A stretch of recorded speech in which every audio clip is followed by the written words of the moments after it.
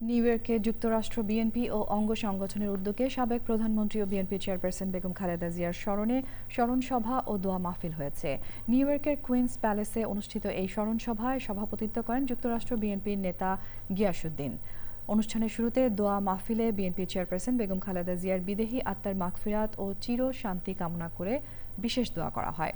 স্মরণ সভায় প্রধান অতিথি ছিলেন যুক্তরাষ্ট্র বিএনপির সাবেক সভাপতি ও বিএনপির কেন্দ্রীয় কমিটির সদস্য আব্দুল লতিফ সম্রাট। বক্তব্য রাখেন যুক্তরাষ্ট্র বিএনপির প্রতিষ্ঠাতা সাংগঠনিক সম্পাদক ও সাবেক যুগ্ম সাধারণ সম্পাদক আক্তার হোসেন বাদল। এছাড়াও বক্তব্য রাখেন যুক্তরাষ্ট্র বিএনপি নেতা কাজী আজম সহ দলটির সাবেক ও বর্তমান নেতারা।